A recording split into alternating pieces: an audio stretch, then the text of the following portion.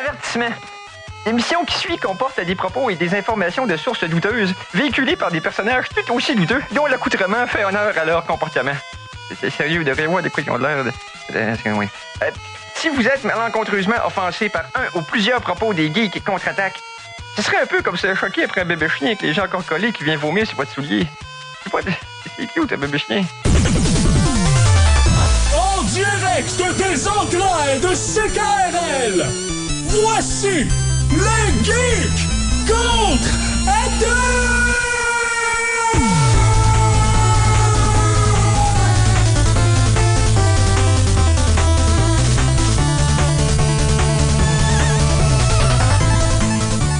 Samedi le 3 février 2018. Bienvenue à cette nouvelle édition des Geeks contre-attaque.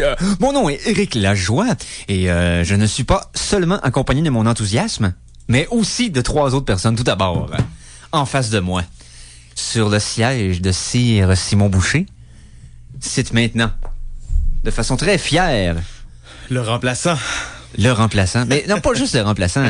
Notre collaborateur trop occasionnel, malheureusement. Mais quand t'es là, c'est super cool. Donc, Phil Jacques, salut. Salut tout le monde. En tout cas, vous allez pouvoir en profiter en février puisque Simon n'est pas là. Je vais essayer de remplir ses souliers le plus souvent possible. Tu vas y remplir avec quoi? C'est plate? C'est quand tu pars pour sortir des hanches, avec plein de geekeries. Voilà. Hein? C'est pas trop visqueux, ça? Non. Non? Parfait. C'est toi qui fais les mauvais jokes en passant. Ben, tout le temps. C'est bon. Tout le temps. Ben, c'est juste qu'il y en a qui en font des pires que moi quand je n'aurai pas le nom. Simon est là, d'ailleurs. J'ai aussi à ma gauche Conan Arsenault, salut. Hey, salut mon homme. Tu sais, j'ai pas fait aucune allusion à ta barbe. Ah, c'est vrai. C'est rare, d'habitude, je fais tout le temps. C'est bien vrai. Pourtant, c'est la moitié de ma face. Ouais, puis j'étais en train de me débarrasser de la mienne parce que j'ai manqué de patience finalement. C'est les défis de film va avoir comme survécu à mon défi de barbe. T'avais un défi de barbe aussi? Je voulais voir lequel des deux j'allais arrêter en premier. Puis la barbe, j'étais plus capable. J'ai un nouveau respect là, pour les gens qui ont des grosses barbes parce que je sais ça le travail que ça prend. C'est du temps. Oui, puis les premiers mois, c'est l'enfer. Ouais, mais c'est ça, t'as comme la phase vraiment, c'est comme on appelle adolescente. Là, hein? Ouais. C'est pas que là, tu veux pas sortir de chez vous. Non, c'est ça, t'as l'air comme un petit peu weird. Mais tu sais, moi, j'ai comme déjà l'air weird, fait que ça s'annule pas, hein? Ça stack. Ça stack, c'est ça. Tout l'air weird. Effectivement. Dans le studio présentement. Hey, ben ceux qui sont pas dans le studio présentement, qui sont un petit peu en dehors. Mikey G à la console, salut! Ben oui, contrairement à l'opinion populaire, je ne suis pas le curé Andrew de Newfoundland. Quelle référence extraordinaire! Donc, pour ceux qui l'ont pas caché, c'est bien sûr l'album à vendre des Bleus Poudres. 90% de notre auditoire l'a pas caché, mais c'est pas grave, je me suis fait plaisir. Non, je ne suis pas le curé Andrew de Terre-Neuve. Donc, sur ce, messieurs, je pense qu'on est prêt à commencer ça en trombe. Pour apprécier les meilleures sources d'informations, vous devez vous exposer au pire. Voici la Geektualité. C'est juste grave, hein? Donc, les Geektualités cette semaine, faut que j'arrête de me complimenter sur ma voix, ça fait tellement prétentieux, narcissique et lame en même temps. C'est pas tout le temps ça, ta vie en général? On s'ennuie de ton falsetto. J'aime bien ton falsetto. Est-ce quelqu'un qui a du polysporin? Parce que je me suis fait burner. Burner!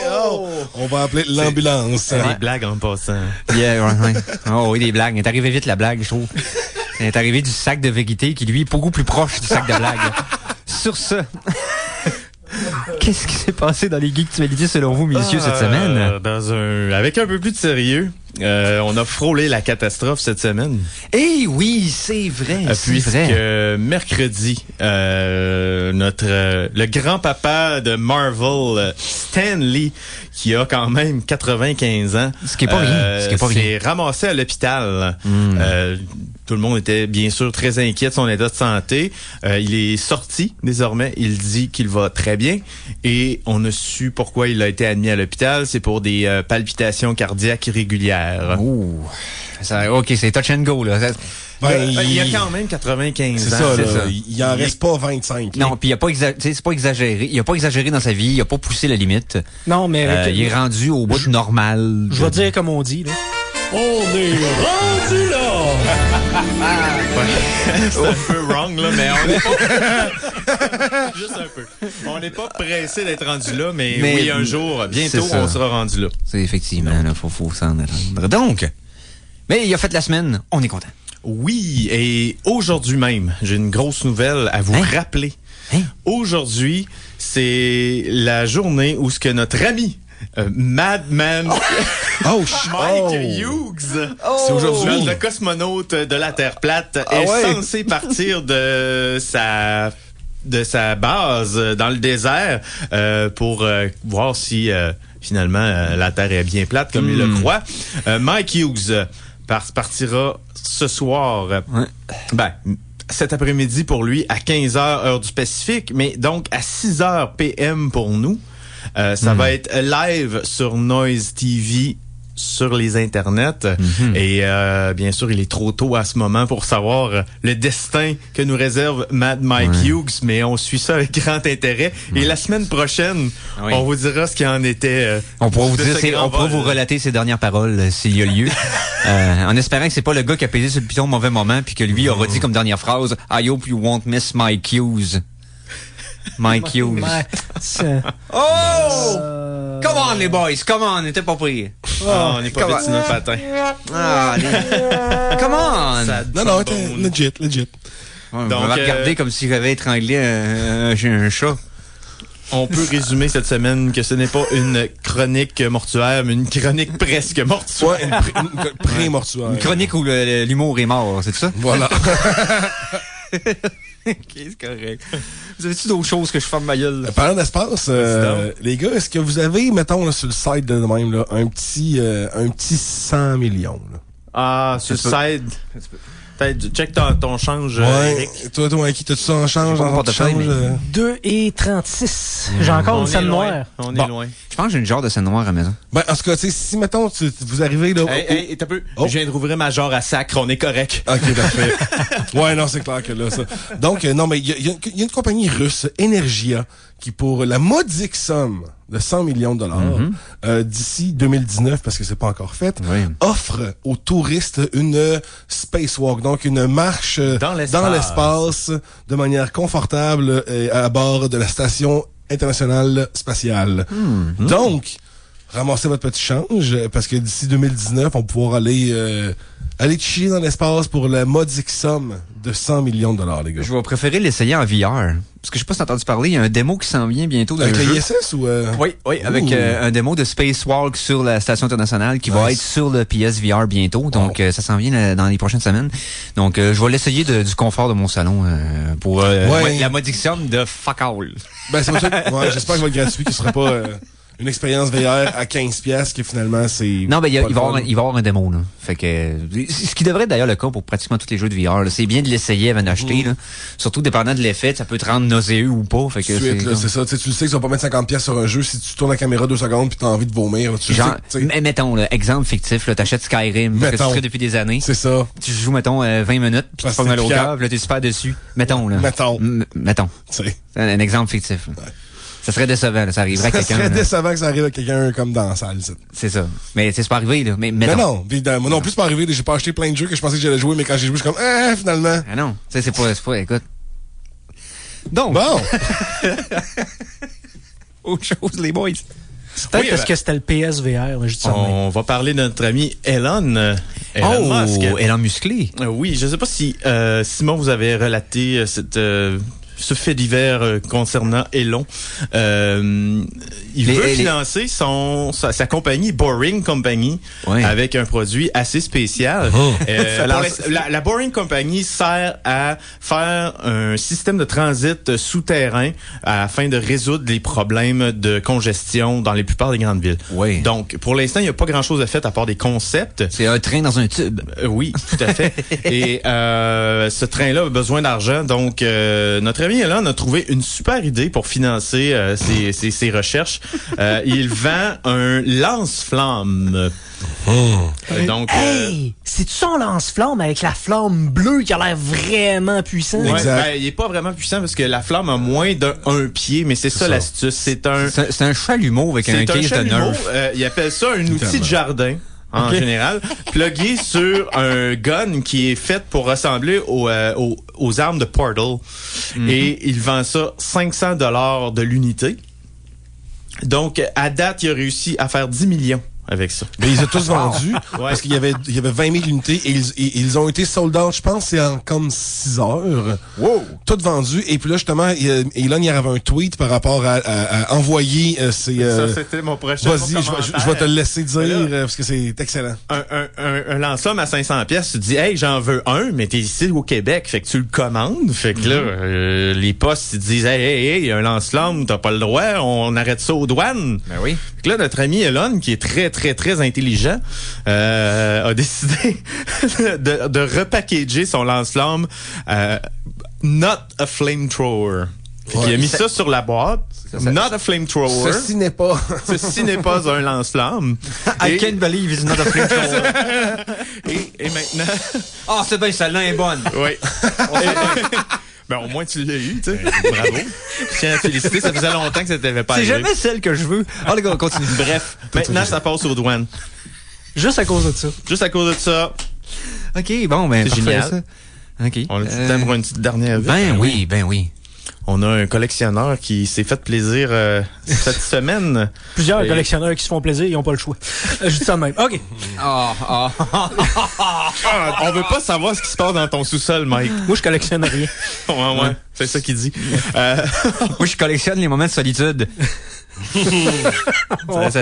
C'est triste. C'est triste, hein?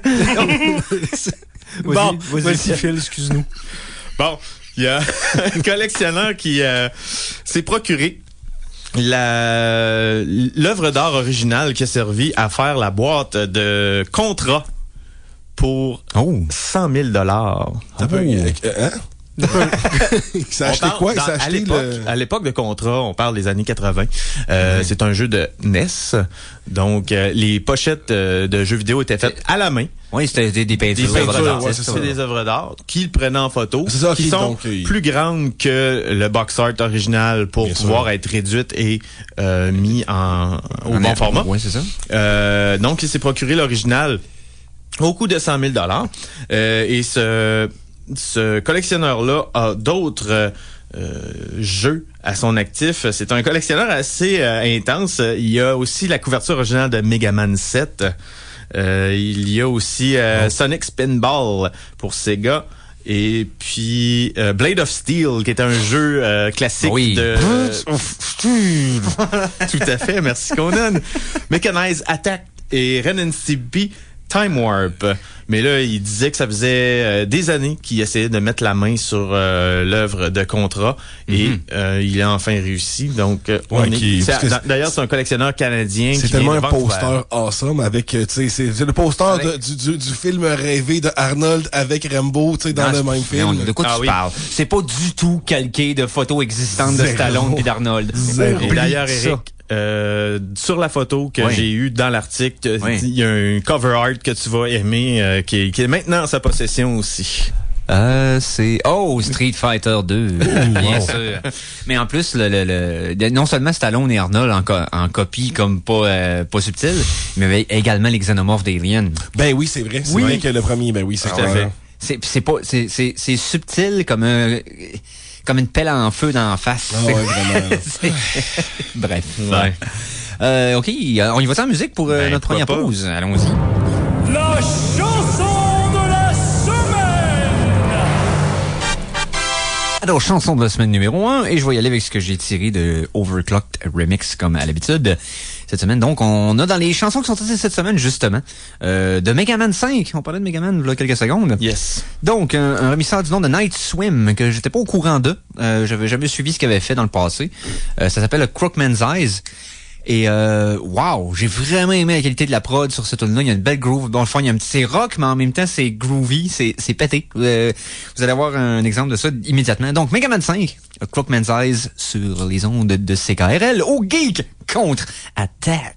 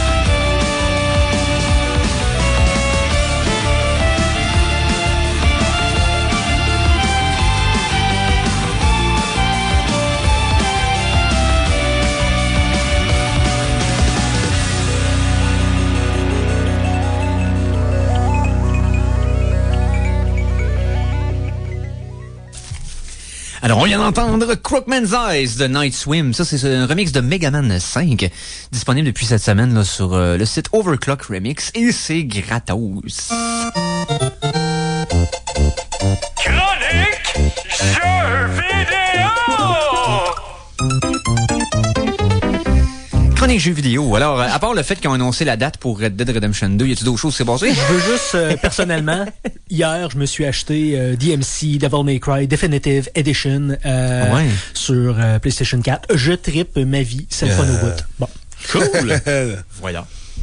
Il est jamais trop tard pour profiter d'un jeu. Non, c'est vrai. Il voilà. est sorti en 2013. Je l'avais sur mon ordi, sur Steam, mais là, ça laguait un peu. Là, il est sur PS4. Pile de jeux qui sont en attente dans mon... parce que c'est ça, quand on vieillit, puis on a une famille, on a de moins en moins de temps. Hein, fait que moi, c'est ça. Ils s'accumulent et ils attendent leur tour. Moi, je te dirais que j'attends impatiemment là, ça moi aussi, le remake de Shadow of the Colossus. Les critiques du jeu à date sont stellaire. C'est du 10 sur 10 partout. Comme remake. Puis c'est le genre de remaster que ce jeu-là avait besoin. Parce que le jeu original souffrait de ça avec le temps, parce qu'il runnait à 15 frames secondes. Puis c'est pas une métaphore que je dis, il runnait littéralement à 15 frames secondes. C'était dégueu. Et là, wow! Fait que là, ça va être le fun de voir les nouveaux fans essayer ce jeu-là avec un œil moderne. Puis j'ai bien hâte. Nice! Je pense m'en aller quelque part avec ça, puis j'ai oublié. Non, c'est pas grave. T'as le temps d'y penser, parce que moi, j'ai une petite nouvelle qui concerne un peu notre toune d'entrée de jeux vidéo. C'est-à-dire? En la personne, entre guillemets, de Super Mario World. Oui, il y a un nouveau record qui s'est établi pour la réalisation complète de Super Mario World. Faire le tour, comme qu'on dit, comme les gamers, une speedrun. Quelle sorte avec Any Stars ou Full Stars? Je vais tout vous expliquer ça. Je veux savoir comment vous pensez que le temps record absolu pour Mario World. Regarde, le record, je crois, de Mario 3 était de 8 minutes. Donc, je dis 8 minutes. Okay. Moi, je te dirais, dépendant de si je me souviens un peu du jeu, avec les raccourcis que tu peux prendre, si c'est 100 maximum d'étoiles... C'est pas Mario 64, c'est Super Mario. On parle de se rendre à la fin. Là. Je parle pas d'étoiles puis de collection de trucs. Dans Super Mario World, il y avait des étoiles que tu pouvais ramasser. Là. Oui, pour faire la Star Road. Exactement. Voilà. Puis les scènes Yoshi. Exactement. Donc, en excluant tout ça, je dirais 6 minutes. OK. 6 minutes. Parce qu'il y a des bons raccourcis, puis il y a des gars qui sont habiles en oui, Moses. Tout à fait. C'est 6, 8, on dirait 7. OK, vous êtes loin. Et c'est Conan qui gagne le plus proche. Mais le record absolu est de 54 secondes et 56 millisecondes. Quoi? 54 secondes et 56 millisecondes pour se rendre au générique de fin. Sans glitch?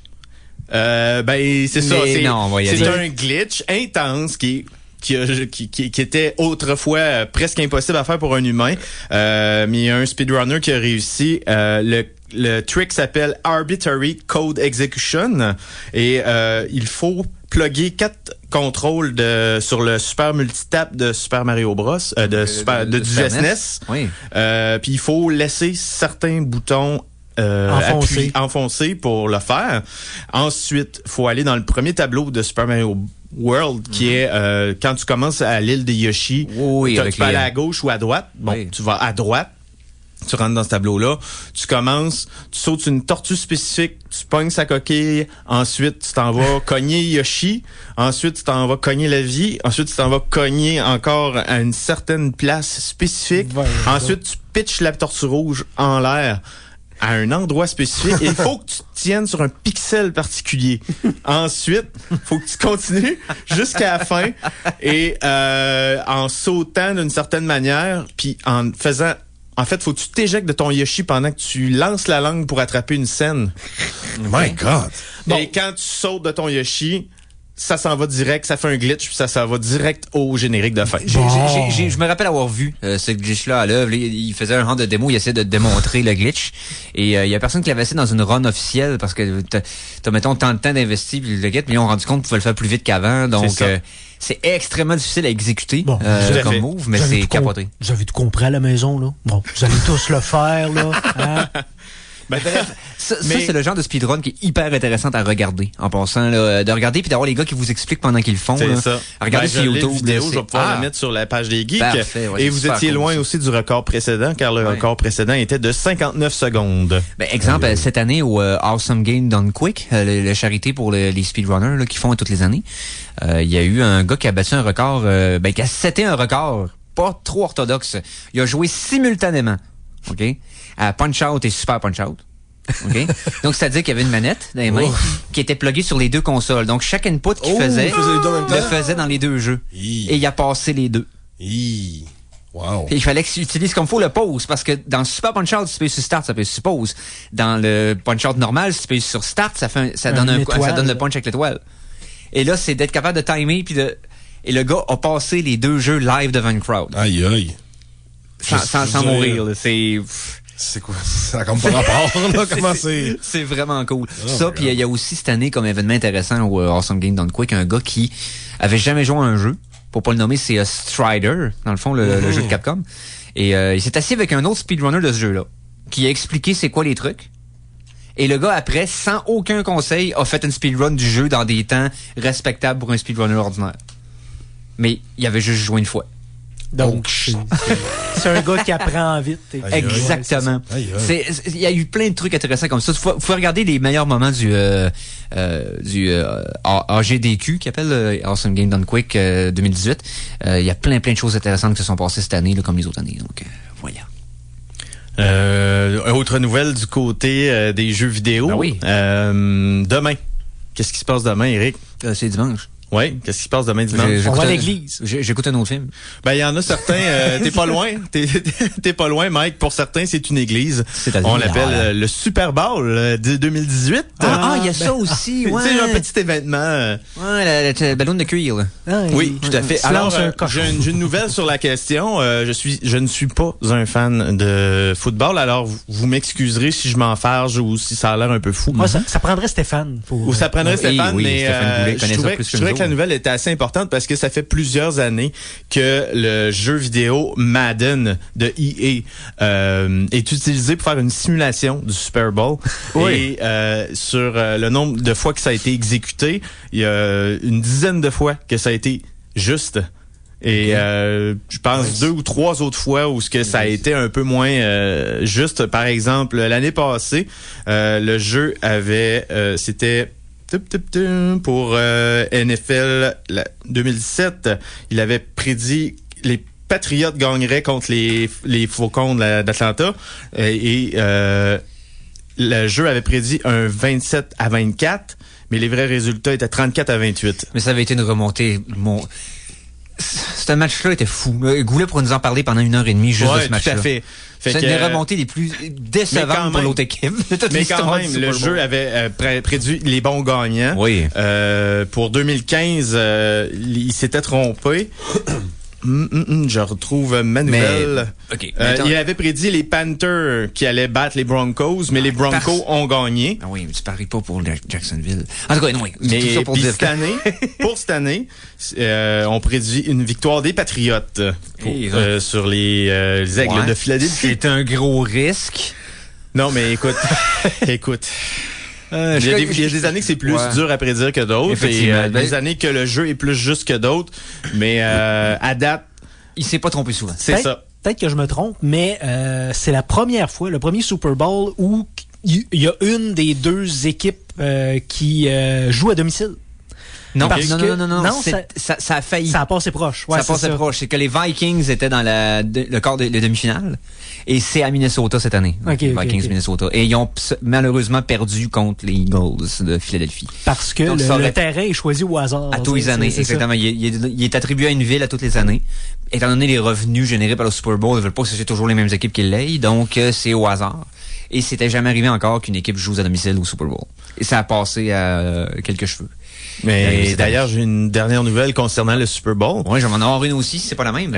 C'est probablement la même. Il y a des grosses rumeurs qui disent que le premier trailer de Solo A Star Wars Story serait diffusé au Super Bowl. Pas personne trouve ça étrange qu'il n'y a rien de sorti encore sur le film, puis on était à même pas 3 mois de la sortie. Et justement, puis ça fait pas longtemps, Ron Howard cette semaine textait sur Twitter que il était en route vers le studio pour monter le film. Okay. Donc, on a accumulé énormément de retard sur ce film-là. Ça va arriver tout juste, parce qu'on vous rappelle que Solo, A Star Wars Story est supposé arriver en salle en mai. Puis ils veulent pas tasser la date, donc ils veulent finir ça dernière minute.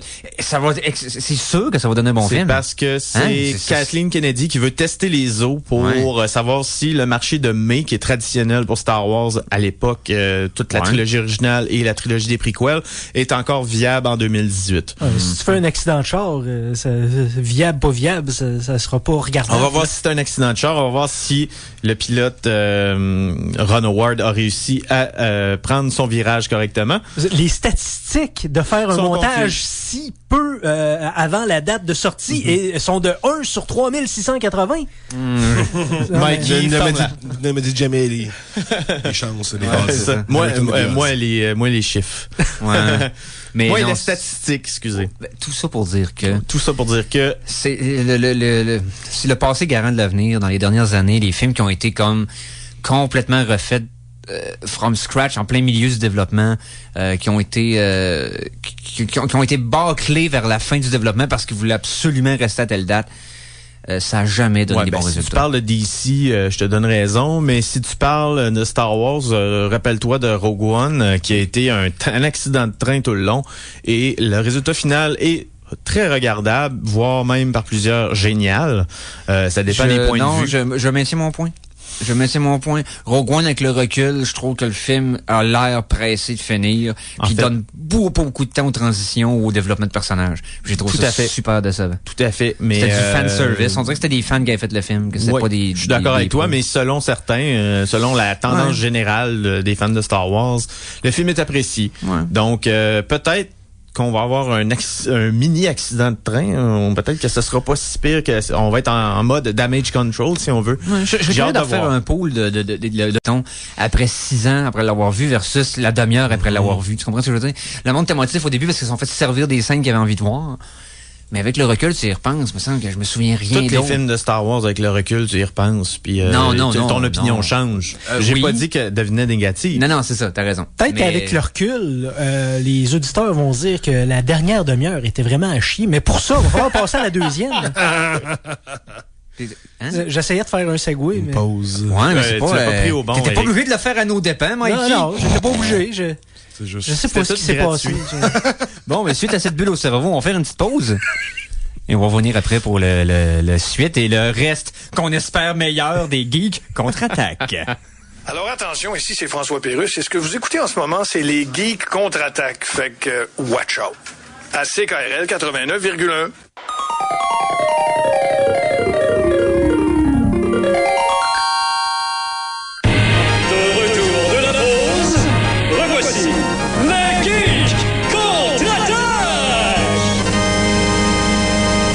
Et nous sommes de retour pour la deuxième partie de l'émission Les Geeks contre-attaque.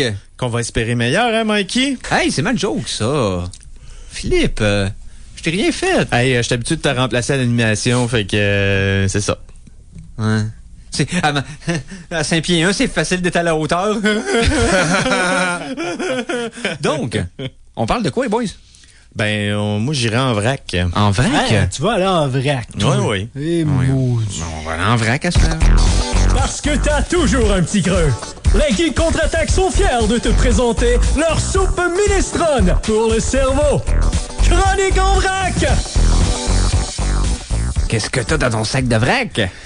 J'ai un joli petit top 10 qui traînait là depuis quelques semaines et je pense qu'on va rire. Fait que c'est le top 10. Tu sais que l'appeler le 911, c'est pas donné à tout le monde. Et quand c'est donné à quelqu'un, c'est pas tout le temps pour de quoi d'utile. Donc, ICOM, qui est la station 911 de Vancouver, a émis le top 10 des appels les plus niaiseux qu'ils ont reçus pour 2017. Cette année, c'est tout frais, là. Tout frais. Les appels actuels au 911 de cette année, les plus insignifiants l'année qu'on dernière, reçu. 2017, oui, tout à fait. Fait que on y va dans l'insignifiance. Mikey, Numéro 10. Damn. Il nous les fait live, parce qu'on a juste 5. Hein. Live. Fait qu'il faut qu'il fasse de 10 à 6. Live. Ben là, j'y mets de la pression, tu sais, c'est comme ça. Fait qu'en numéro 10, c'est appeler pour checker l'heure pour la vérifier après le changement d'heure. C'est une urgence. Ben, écoute, tu sais pas, là. Si t'es pour arriver en retard à ta job ou à l'école, c'est très important. Hey. C'est très important, Mike. Une question de vie ou de mort. Au 9 à 1, faut savoir quelle heure qui est. Ouais. C'était-tu Jean-Luc Mongrain qui voulait avoir l'heure juste? Ouf, non, c'était pas Paradis, ça? François Paradis? Je sais pas, mais je sais qu'il y avait un titre d'émission, c'était ça. Hey, non, mais c'était rendu à l'autre, là. Ça va aller vite. Numéro 9. C'est un petit peu japonais, ça. C'est correct, ça. Donc, numéro 9, les appels les plus insignifiants au 911 en 2017 au Canada cette année. En 9e position, c'est demander à la répartitrice s'il y a une loi qui existe qui empêche les gens de partir leur machine à laver à 6 heures du matin. C'est pas la police, déjà là, ils sont trop occupés, il faut que tu appelles le 911. Ben, quand t'appelles la centrale, la police, là, j'ai déjà eu à le faire ici à Québec, puis moi, on me dit carrément, si c'est une urgence, appelez le 911, sinon, ils donnent pas de ligne, là. Fait que t'as comme pas le choix. Si tu veux parler à la police, faut t'appeler le 911 quasiment automatiquement. Fait que ça peut devenir insignifiant assez rapidement. Mais il n'y a pas de loi au Canada, le DOM. Et toutes légales, ces appels-là. Toutes légales, tout à moi, là. Il y a des mécaniciens, mais... Donc... pas du... ça. Numéro 8. Tu sais, Eric, quand je disais qu'on allait tomber dans l'insignifiance, c'était pas à l'animation, là. C'était pas nécessaire, là. Non, mais vous avez-tu fini, là? Là, comme moi, là. Hein? C'est beau, là. Fait que le numéro 8, c'est un appel du 911 pour dire si Éric Lajoie va améliorer la qualité de son élimination bientôt.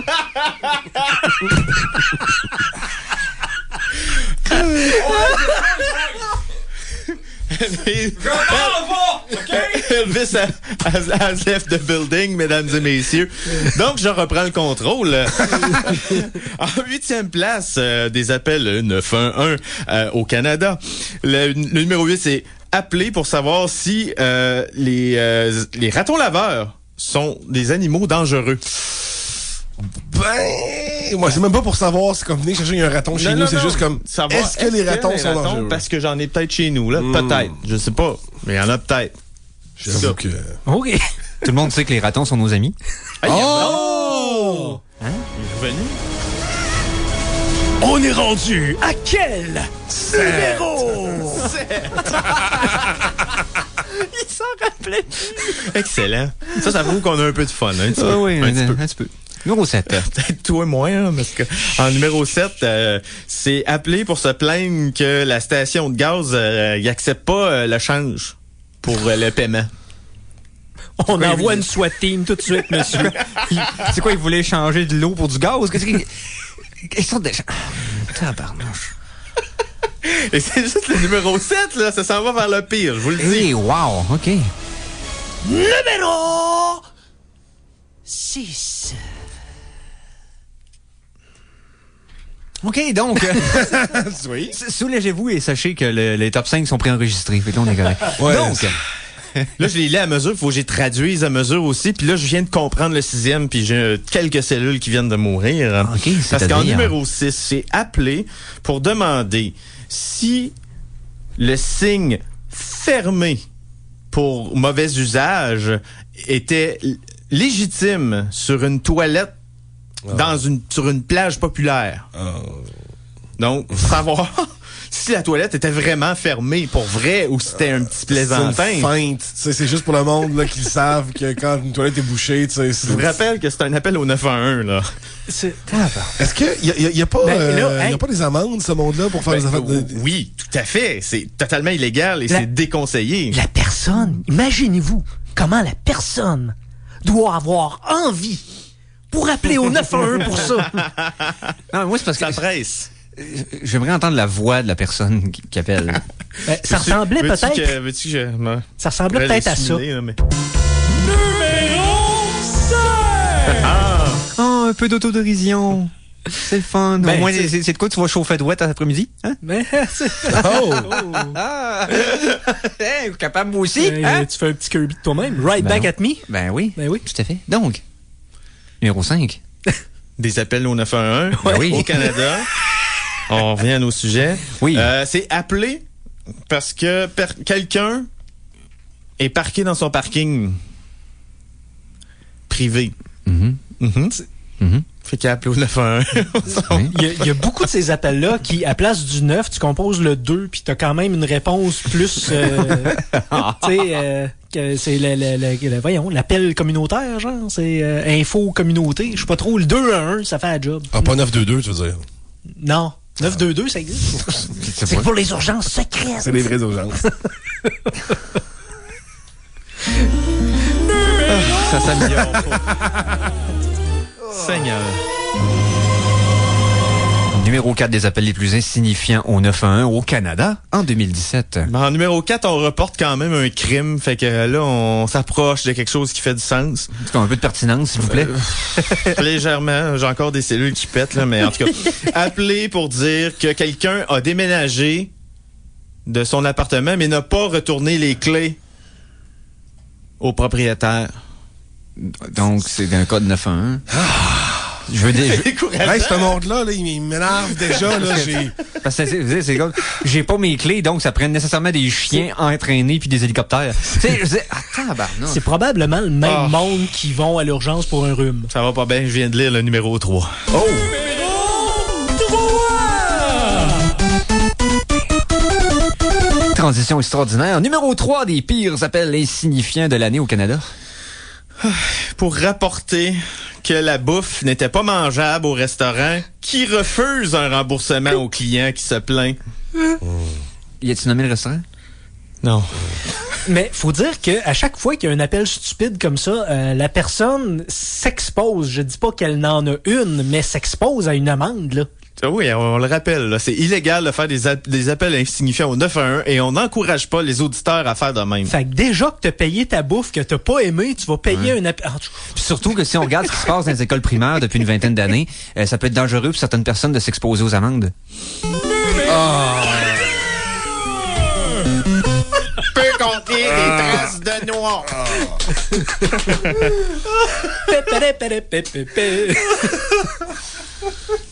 Je savais qu'on aurait du fun. Je savais. Numéro 2. En numéro 2, quelqu'un a appelé au 911 pour signaler un automobile qui refusait, un automobiliste qui refusait de s'avancer à une pompe d'une station de gaz. Il voulait pas se pousser du gaz bar. Okay. Fait que la personne en arrière qui voulait prendre sa place elle a pris son cellulaire. Ouais, elle a appelé le 911 pour dire « Hey, il veut pas avancer, lui! » Lui, en avant de moi, monsieur, il veut pas avancer. Ouais, pis j'ai le numéro de plaque, là, tout. Ah oui, faites quoi? On a envoyé l'armée, monsieur.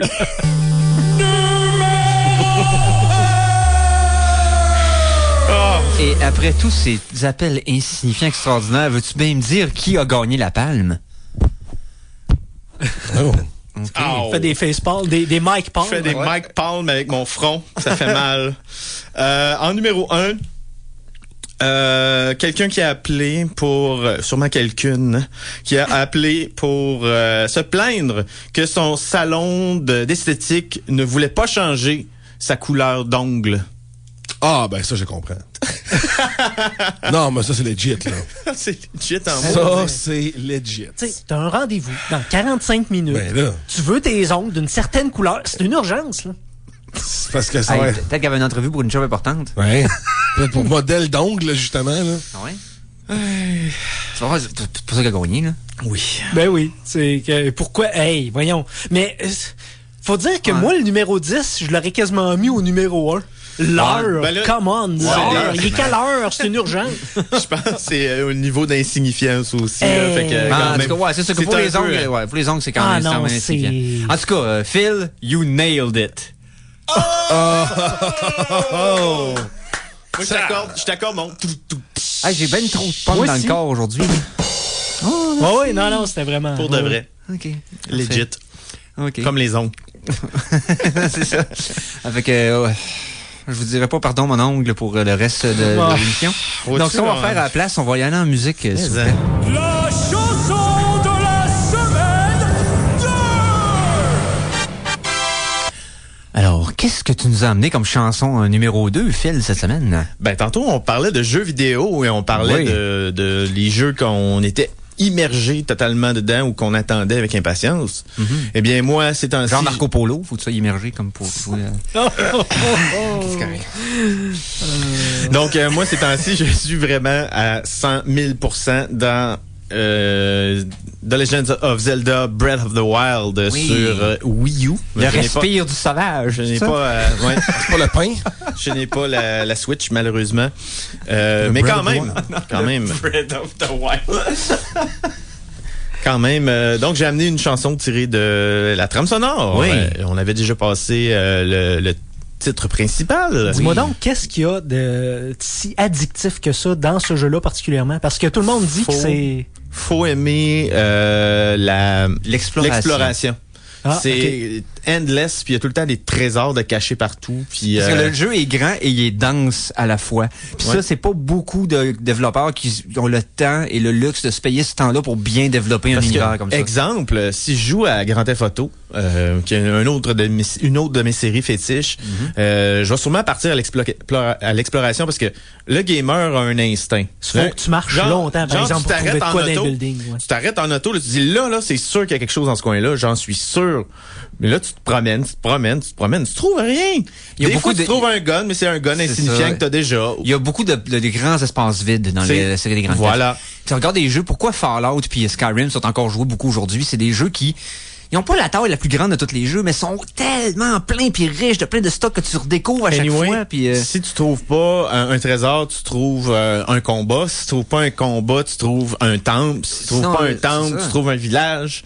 Tu trouves quelqu'un à parler, Exact. tu trouves un animal intéressant, de quoi de nouveau, et il y a Yes. tout le temps quelque chose à découvrir. donc dans la Breath of pièce, the Wild. c'est laquelle? C'est le Hero Castle, qui est un peu Castle. plus ambiance fight. Oh. Donc, c'est intéressant. Et on écoute ça présentement au Geek Contre-Attaque. Yes!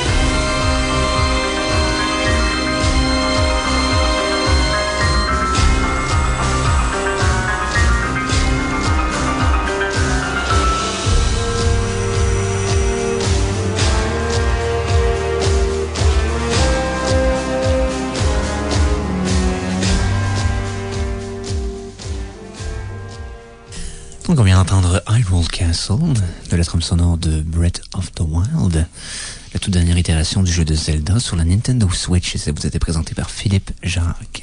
Et oui, c'est un birdie. Et si vous vous demandez pourquoi Eric a cette voix-là, c'est que j'ai appelé au 911 pendant la pause pour signaler un animateur défectueux, puis ils ont envoyé une lobotomie. J'ai appelé, puis ils m'ont fait dire qu'il était moins 10. Donc, OK, maintenant, on fait quoi? Chronique Cinéma!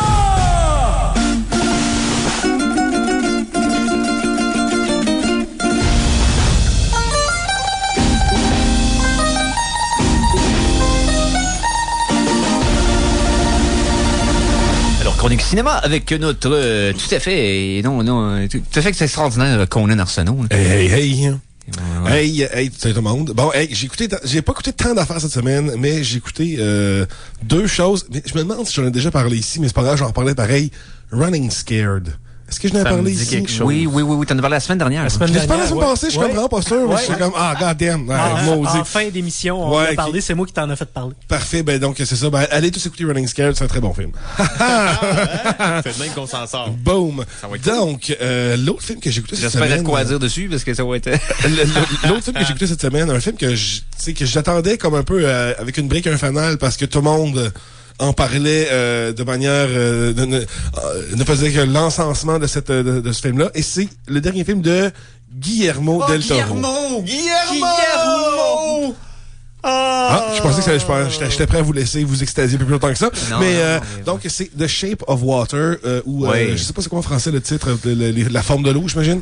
En tout cas, il faut d'ailleurs je me le tape d'ici le mois de mars, moi là. Il fait partie des 10 films réunis aux Oscars vraiment, cette année. Donc, on suit... le personnage de Elisa Esposito, qui est joué par Sally Hawkins, qui est une muette, elle n'est pas sourde, elle est muette, qui travaille comme femme de ménage dans une espèce de c'est pas le FBI, il y a pas vraiment de nom, tu sais, c'est pas la NSC ou quelque chose du genre, mais c'est ça d'entité gouvernementale sans nom qui a de l'air, tu sais, de faire des recherches sur plein de choses.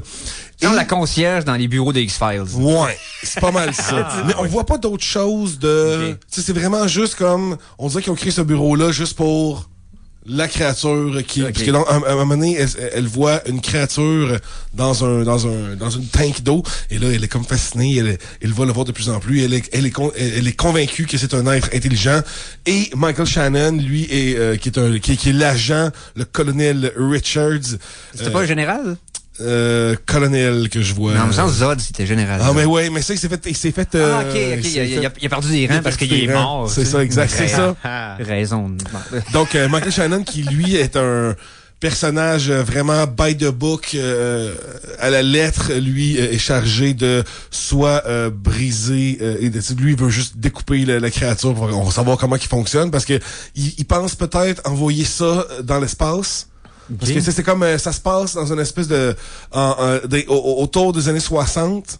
Donc il y a l'espèce de menace communiste qui flotte dans l'air. Donc flotte. Oh, quel bon jeu. Oublie ça, dans les années 60 là, il y a même pas de tergiversation sur le sort de la créature. Il la découpe. C'est ça, c'est en pleine guerre froide là. Exactement. Et puis donc on suit tout ça parce que évidemment le personnage de Elisa s'amourache de la créature qui est plus complexe qu'elle en a l'air, et c'est un très très très très bon film. J'ai vraiment été agréablement surpris. C'est vraiment le film le plus mature de Guillermo del Toro selon moi, même si le Labyrinthe de Pan était pas mal up there. C'est un beau piédestal, là, on s'en entend, les fans. Parce que là, on est vraiment plus dans l'histoire, tu sais, conte de fées, by the book, si on veut, dans le sens que, tu sais, la fille rencontre la créature, qu'il faut qu'il se sauve contre le méchant qui leur court après. Tu sais, il y a pas de...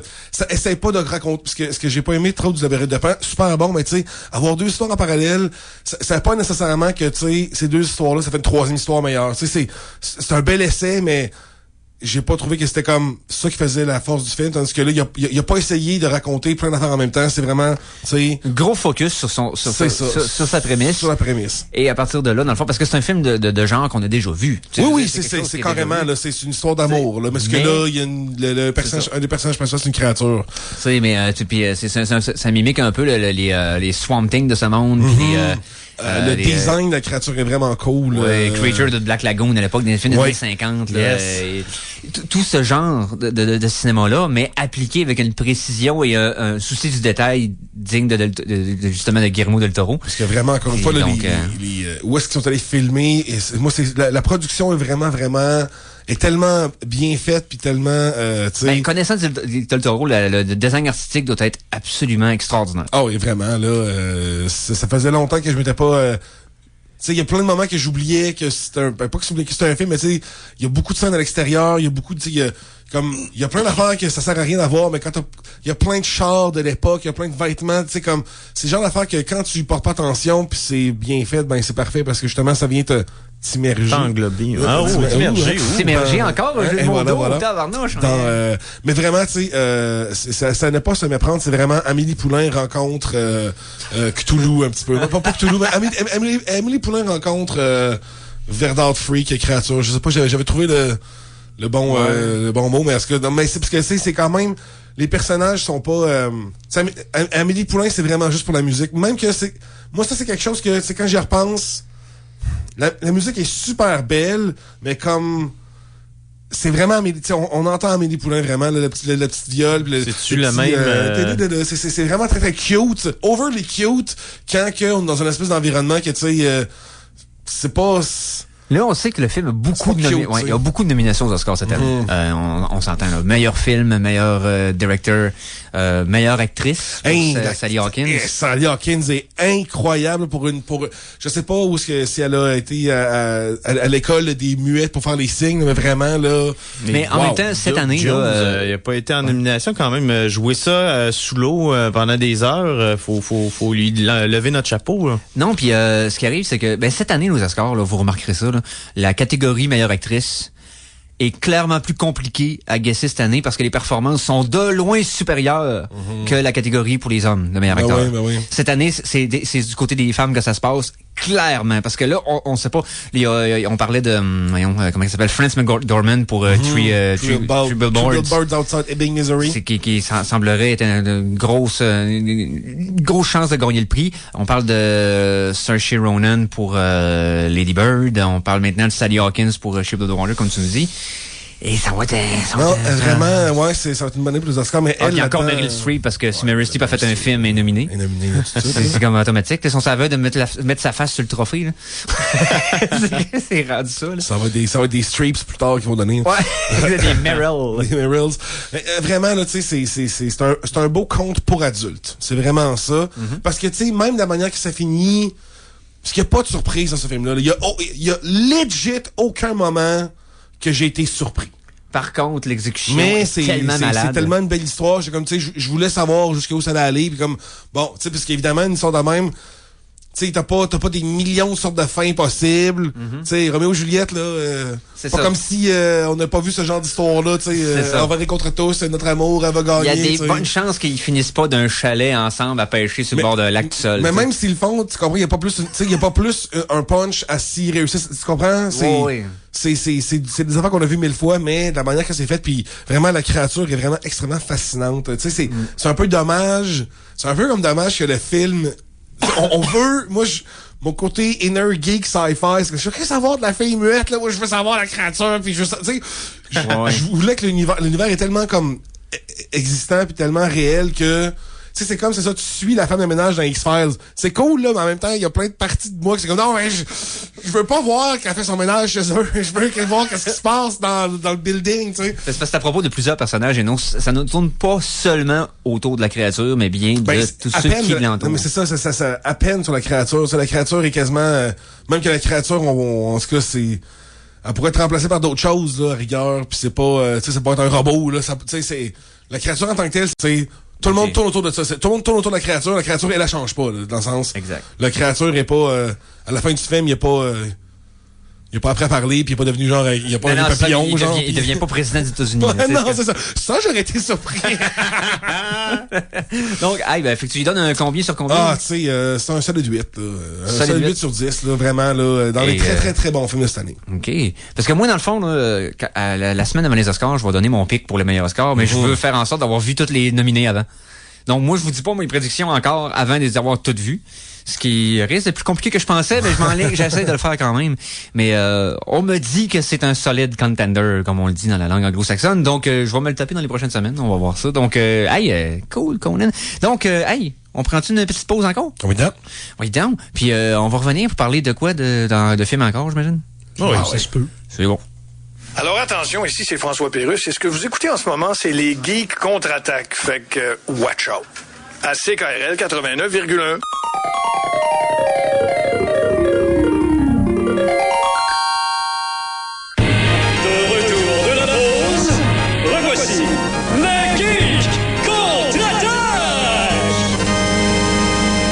Et nous sommes de retour pour la 3e partie de l'émission de cette semaine, le... Voyons. 3. Le 3 février, bien sûr. 3-2. Donc, on continue ça. Hey, Mikey, on a-tu un thème à l'emporte-pièce pour un autre sujet? Oh. Un film par jour. Tous les jours. Pendant 365 jours. On l'espère. Des films 2018. Wow! Hey, je vais essayer d'aller à la hauteur. Il me fait le thème live à toutes les émissions, c'est super cool. Malade. Donc, on est rendu à la 5e semaine là, des films 2018. Ben oui, puis tu fais ce fort, là. Parce que Oui. t'as des grosses pointures cette semaine. Cette semaine, je me suis fait plaisir. Honnêtement, là, j'ai eu... Comme un collectionneur.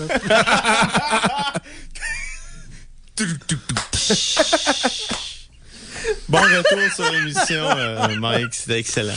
Oui, j'aurais pas resté en pied de bas si j'avais su qu'on allait me couper l'herbe sur le pied à ce point. Donc, tabarnouche. OK, donc, je me suis tapé des films d'un certain calibre à cause de l'annonce de l'animation des Oscars la semaine dernière. Oui. Et de mon défi, à l'intérieur de mon défi, je me suis imposé. C'est-à-dire que cette année, comme j'en ai parlé un peu plus tôt dans l'émission, j'ai l'intention d'écouter les 10 nominés au Oscar du meilleur film cette année. J'en ai 2 de fait. Donc, j'en avais fait un avec Dunkirk à l'époque. À l'époque. En 1863. Ouais, là 3 semaines, tu sais. Mais non, c'est ça, j'ai écouté Dunkirk. Donc là, j'en ai écouté un autre cette semaine. Et en plus, j'ai reculé un peu dans le temps pour écouter les Oscars du meilleur film des dernières années, que j'avais pas vu encore. Ça m'a donné une semaine le fun.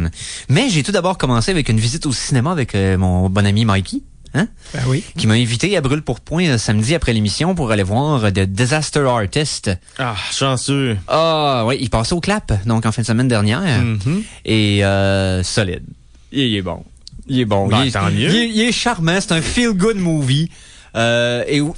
J'avais entendu dire que chose de Franco là, Oui. Ouais. ne faisait pas l'accent, mais c'est vrai qu'il fait pas vraiment l'accent. Mais ça te dérange pas parce que il y a tout le maniérisme. Ouais. Il canalise tellement bien Tommy. C'est moi qui avait un... Ouais. J'attendais ce film-là avec une brique puis un fanal justement parce que le trailer m'avait pas impressionné. Ça prend, je te dirais, à peu près 5 minutes. Là. Pour ça Puis à partir de là, tu décroches. tu vois Tommy Wiseau OK. c'est ça, t'oublies que parler. c'est... T'oublies que c'est Franco complètement. OK. C'est là, toutes ces réactions, tu fais comme oh oui, Tommy aurait fait ça. C'est clair que tu le feels. Et il y a une scène au début du film qui est un petit bijou. C'est simplement la mère de Greg Sestero au moment où il est parti. Ouais. À San Francisco en char, à Los Angeles en char avec Tommy. Elle a dit, ouais, tu t'en vas qu'un inconnu, tu resté en appart. Avec ce weirdo-là. Elle a dit, non, je vais y parler. Puis elle s'en va y parler. Dans son char. Ça, lui, dans son char, elle s'en va sur le bord de la voiture, puis elle dit, excuse, elle veut savoir c'est qui, tu sais. La conversation entre la mère de Greg Sestero et Tommy Wiseau, ça vaut le film à elle seule. Ça dure à peu près, même pas 2 minutes, et c'est hilarant, là, c'est, C'est moi, parce que j'ai lu le livre, là. Ouais. Je sais pas si je me rappelle bien, mais est-ce que c'est le ton? Je sais pas, toi, espèce de weirdo, qu'est-ce que tu veux faire avec mon gars ou c'est quoi ton plan, mais je t'ai à l'œil ou une affaire de même en écoute, résumé. Et lui d'être du genre... Je m'en fous. Je veux pas livrer de Hi, punch. Mark. Je veux pas livrer de punch, avec à peu près comme juste 3-4 échanges de répliques. Mais c'est drôle tout le long. Et il y a... Non, tu feels Tommy dans ce film-là. Et le film essaye pas de salir Tommy Wiseau, OK? Ou de le ridiculiser. Ni même de plus le un mettre sur un biopic, piédestal. Non, puis même pas. Non, Parce que- mais non, c'est ça. Parce que Tommy Wiseau se ridiculise lui-même, il n'a pas besoin de personne pour peser sur le clou. Il a lui-même le marteau dans les mains puis il tape. Donc, à partir de là, sans glorifier ou ridiculiser le gars, ils font juste exposer le cheminement pour nous mettre dans la tête de comment ça que c'est arrivé. Comment ça que le monde se sont ralliés autour de lui. Comment ça que Parce qu'il y avait de l'argent sans Parce fond. que ben, il y a ça, mais il y a le fait que tu t'attaches à ce personnage-là. Tu fais quoi? Il est tellement ailleurs, dans sa tête puis dans son cheminement. Mais ça montre je aussi, veux voir, c'est que ça va aller. comme le livre, ça montre que si Greg Sestero se serait pas accroché à ce projet-là Ouais. et aurait pas cru, lui, en Ouais. Tommy, le projet aurait se serait peut-être effrité. Probablement. Puis c'est peut-être le fait Ouais, justement parce que c'est de un effort bromance d'équipe, entre ces là. deux-là. C'est ça. C'est peut-être le fait que c'est cette amitié-là entre les deux qui a fait tenir tout le bâton ensemble. Ouais. Puis c'est peut-être ce message-là que le film embrasse le plus. C'est-à-dire que c'est une bromance, basically, le film. Ben oui. C'est autour de ça que ça tourne, puis c'est vraiment le fun. Regarde, Franco est solide. Honnêtement. Je pense un peu moins de temps sur les autres films. J'ai écouté I Don't Feel at Home in This World Anymore sur Netflix, film Netflix original. Super belle complicité entre Elijah Wood et l'actrice principale, que j'ai oublié son nom. Et bon, un film à la Blue Ruin, j'en ai parlé dans ma chronique. C'est un bon petit film indépendant. Et il est le fun. Il est brutal par bout, mais la majorité du film, c'est beaucoup plus un genre de film très rural, très comme viscéral là-dessus. J'ai trouvé ça le fun. Ensuite, je me suis tapé lundi Ghost in the Shell. Oui. Je m'énerverai pas longtemps en ondes à vous expliquer pourquoi j'étais déçu, sinon que... Ben, je pense que c'est assez unanime, là. Puis le pire, c'est qu'il était proche de réussir. Parce que les éléments compliqués à atteindre, ils les ont eu. C'est-à-dire le visuel, l'ambiance, la musique, le budget, les acteurs. Le gars qui fait Bateau, il est cool. Puis le fait qu'on le voit avant d'avoir ses implants oculaires, alors que dans la série, c'est pas expliqué. Ou dans le film original, c'est pas expliqué. Et là, il y a une explication à ça. Tout ça, c'est le fun de voir ces petites informations supplémentaires au travers saupoudrées. Ce qu'ils ont raté, c'est tout simplement ce qui était écrit sur papier, là, script. C'est qu'ils nous prennent pour des niaiseux. Ils nous expliquent tout comme si on était des enfants de 5 ans. C'est ça, le cinéma américain, en même temps. Ça l'est deux tiers du temps. De plus en plus. Le 2 tiers du temps. Ça a toujours été comme ça. C'est pas pire star que ça l'était avant. Ça a toujours été de même. C'est qu'il y a le 2 tiers du film qui est fait pour les morons. Puis le reste est fait pour le monde qui tripe ces films. Et lui était fait ça aurait été le genre de film qui est supposément aurait dû être fait pour les gens qui aiment le cinéma. Il aurait pu être facilement meilleur juste en enlevant l'exposition au départ, d'un, pour nous faire découvrir son origine, plutôt que de nous la pitcher dans pleine face dans les premières scènes du film, avec des dialogues clichés au bout. Oui, parce que tu le découvres avec le temps, tu nous montres qu'est-ce qu'elle est maintenant en premier, et après, si tu veux qu'elle soit bouleversée par ce qui se passe, montre-nous-la confiante en premier, ensuite, montre-nous un soupçon de doute, et ensuite, montrez-nous la protagoniste, dans le fond, surpasser cette épreuve-là, et venir à bout de son obstacle. Là, non, c'est tout de suite, ça commence, t'as vois pas, en pleine possession de ses moyens, quasiment, elle est déjà comme, elle doute un peu, elle sait pas ce qui se passe, pourquoi quelqu'un de main... Puis, basically, dans le fond, puis en plus, tout se règle un peu malgré elle au lieu de grâce à elle. Ouais.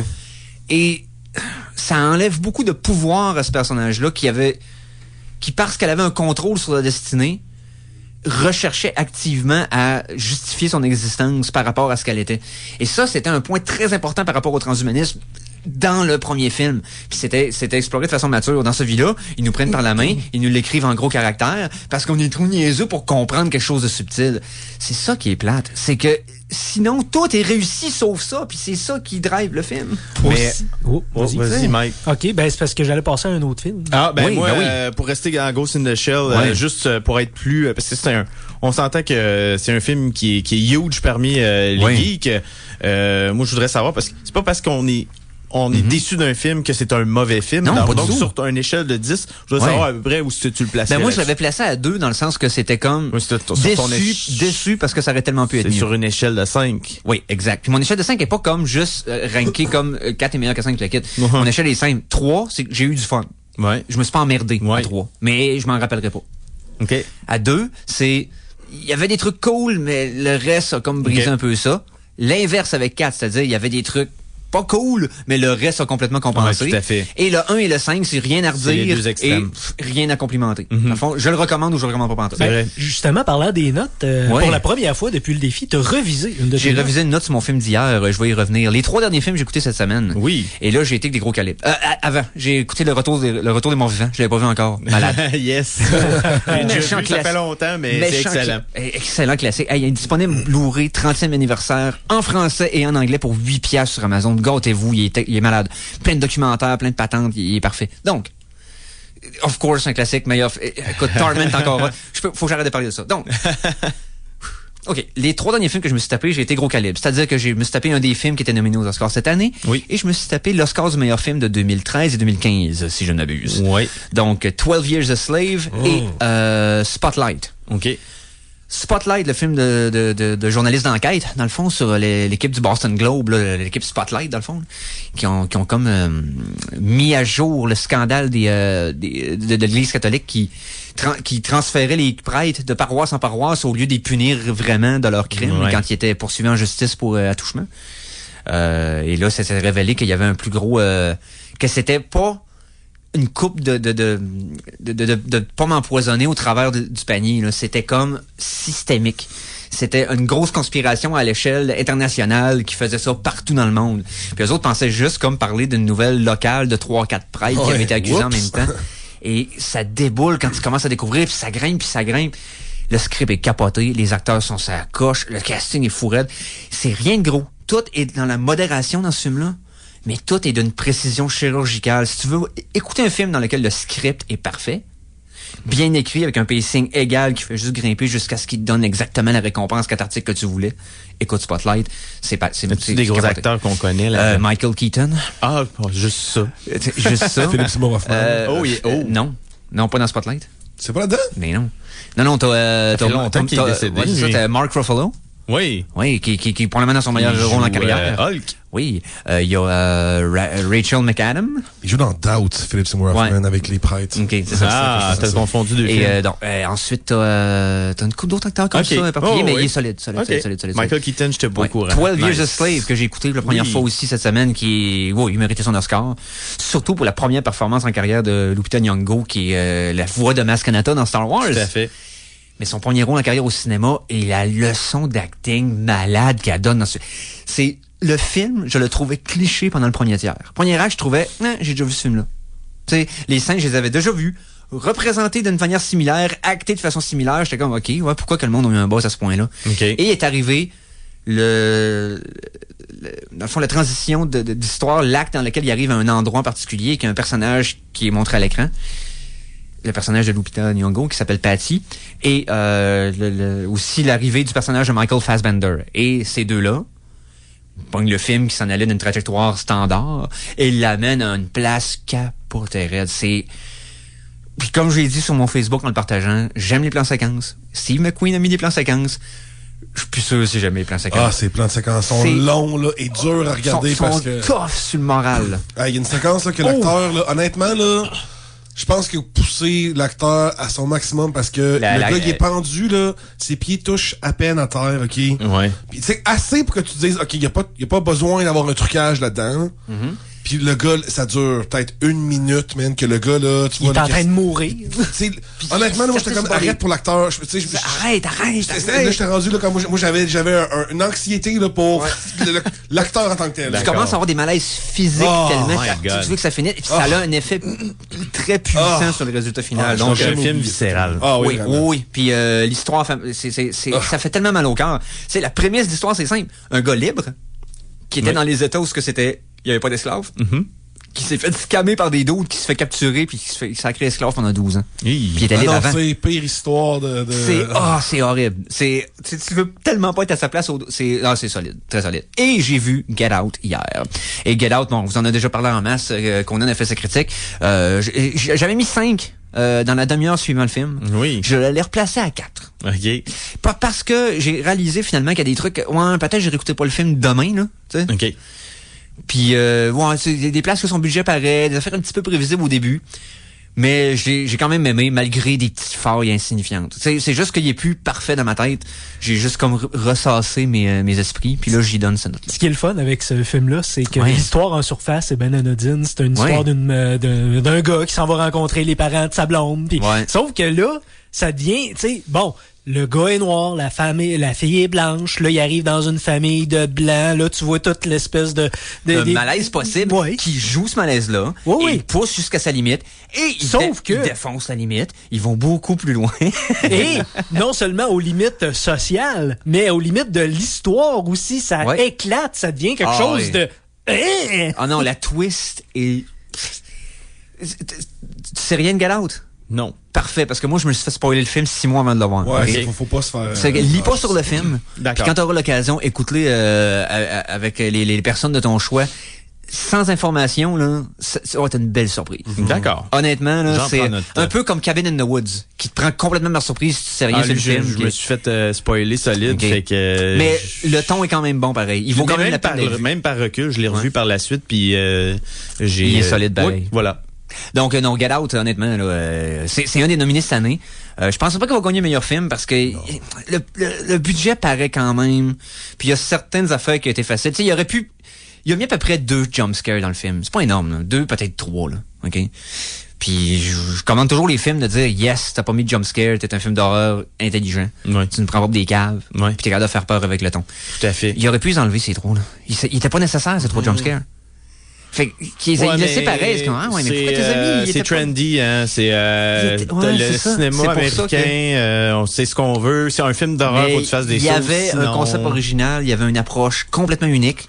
Il n'y avait pas besoin de mettre ça, puis le film ne souffrirait pas de se faire enlever. C'est la tendance actuelle, fait que mais tant qu'à en avoir, il y a 3. Peut-être la pression des studios. Peut-être, mais tant qu'à en avoir juste 3, mais en pas. C'est comme rajouter des jokes dans un film qui en avait pas avant. Ouais. Hein? Ouais. Ou rajouter de la musique pop dans un film qui en avait pas avant. C'est sûr. Bref. Parler de musique, ben oui. Ben oui. La chanson de la semaine 3! Et avant de présenter la chanson de la semaine 3, je vais vous donner un spoiler pour ceux qui nous écoutent fidèlement en direct. Je vais vous donner un spoiler, le film que je vais écouter ce soir. Hein?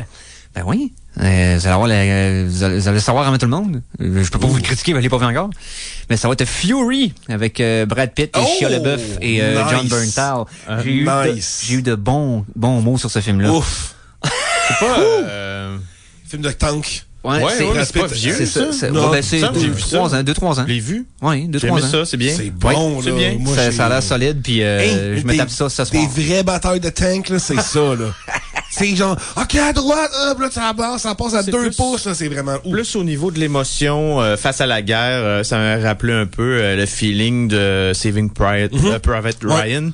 C'est un peu dans cette optique-là. Moi, je l'ai beaucoup aimé. John Bernthal là-dedans, encore une fois. Pas le meilleur film de guerre que j'ai vu, mais c'était le meilleur de cette année-là. Il y a pas une foule de films de guerre cette année-là, mais tu sais, c'était dans les bons films de guerre. Le Hacksaw Ridge de l'année d'avant. Ouais, c'est ça, exact. Là, Eric, pour la chanson 3 de la semaine, vas-tu nous faire écouter du Bugs Bunny, toi, là?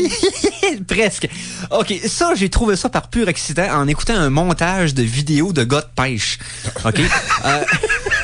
Il y a trop d'affaires dans cette phrase-là pour que je commente. C'est un gars qui fait des émissions de pêche dans un petit bled pourri au State depuis genre 30 ans.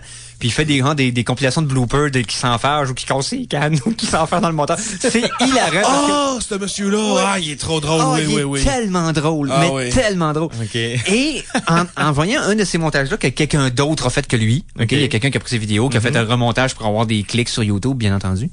Il y avait une tune de background, j'ai fait comme, mais mon Dieu Seigneur, je reconnais cette tune-là. Et ça m'a rappelé un concept qui s'appelle le Network Music Ensemble. Ça, c'était un groupe dans les années 80, 70, 80, même début 90, qui faisait des chansons, qui enregistraient sur des compilations, qui vendaient au poste de télé pour être utilisées comme musique de background, comme musique sans royauté. OK? C'est beau? Donc, c'est stock music, dans le fond. Exactement, comme des stock footage pour les films ou des stock images pour... Donc, de la musique stock pour être utilisée de différentes façons. Et quand tu écoutes ces tunes-là, c'est comme, ben oui, je connais ça, parce que autant dans des stations communautaires locales, ils ont ces disques-là parce que c'est pas cher à se procurer puis que ça se comme ils veulent, que même dans des compilations de grosses stations ou de films ou whatever quoi, Donc, où c'est que tu t'en vas avec ça? J'ai hâte de savoir. Je vous fais écouter Network Music Ensemble. La pièce s'appelle That's All Folk. C'est dans leur compilation Comedy and Showbiz. Donc, et cette tune-là, c'était la tune qui a été utilisée dans tous les montages des années 80-90 pour montrer que quelque chose était funny. OK. Checkez ça, comment c'est wacky. Checkez comment on est fou. Et vous allez entendre ça, vous allez, mon Dieu, c'est une tune au complet. Elle dure 3 minutes. Puis maintenant, vous avez le titre. Donc, ça s'appelle That's All Folks de Network Music Ensemble. Et vous allez maillir, mais vous entendez ça. Donc, on écoute ça. OK, contre-attaque.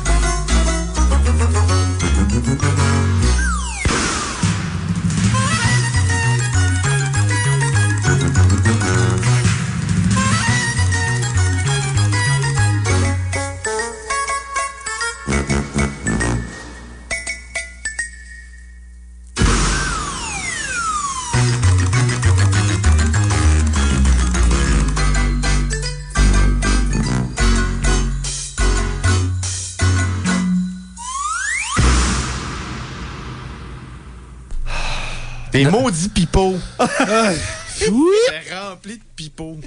Oh, je n'ai aucun regret, OK? Et Arrête de me jouer du pipeau, je sais que t'as réintégré le milieu. alors, Network Music Ensemble, That's All Folks. Écoutez, c'est la métaphore que j'ai trouvée pendant la pause, c'est comme si Dolorama faisait de la musique. Tout à fait. Ils ont plein d'autres tunes comme ça que vous allez pouvoir reconnaître en se disant je suis nostalgique ou j'ai plus envie de vivre. Peu importe, ça existe, c'est cool, j'ai trouvé ça pertinent de le mettre en onde. Poursuivez-moi. Donc, voilà. Il nous reste combien de temps? Là? Genre 1 minute et demie. Hey, ben, on va parler vite de la petite série sur Netflix qu'on attendait, Altered Carbon. Oui. Carbon. J'ai écouté le premier épisode. Ouais, ben moi je suis rendu au 4e. Ben, je l'écoute un peu de manière inattentive, mais j'aime vraiment l'univers, le visuel, puis il y a des idées que j'avais jamais vues dans une affaire de science-fiction, tu sais, parce que dans le fond, dans cet univers-là, ta conscience c'est comme sur un espèce de petit disque. Que, tu sais, il joue avec les limites de la vie. Ouais, tu peux avoir une autre vie, tu peux avoir 2 vies en même temps. Ouais, mais c'est ça, il y a plein de concepts que c'est comme, OK, ils sont allés là. Oh shit, ils l'ont fait, ça. Tu sais, justement, quand tu sors, mettons, quand tu viens de prison, ben, tu sors de prison comme, t'es en coma, tu te réveilles, t'as un nouveau corps, comme, non, t'as servi, t'as été, 25 ans emprisonné, maintenant voici ton nouveau corps, bonne chance. Tu sais, mais il y a aussi, ça peut aussi des concepts qui appellent, parce que dans le fond, les corps sont référés comme des sleeves, des manches, si on veut, parce que dans le fond, tu fais juste, même si ton corps meurt, c'est pas grave, tu vas t'en faire donner un autre, tu sais, c'est pas très grave. Mais il y a du monde ils mettent 2 personnalités dans un corps, font du double sleeving. Il y a plein d'affaires comme péter, puis il y a aussi beaucoup de monde qui cherche du monde.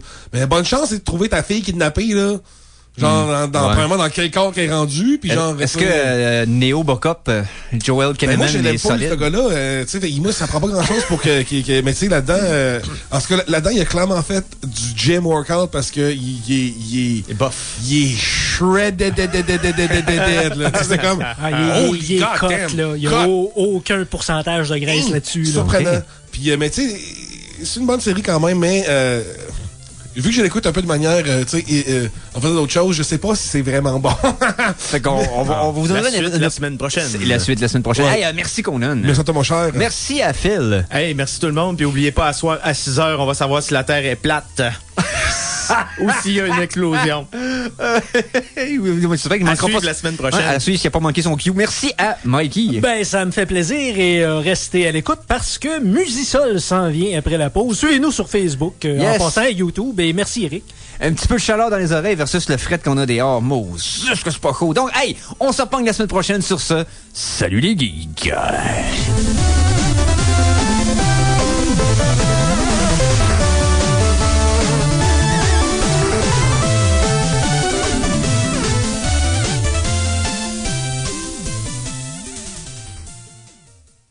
Téléchargez l'émission Les Geeks contre-attaque sur ckrl.qc.ca ou abonnez-vous à son podcast sur iTunes.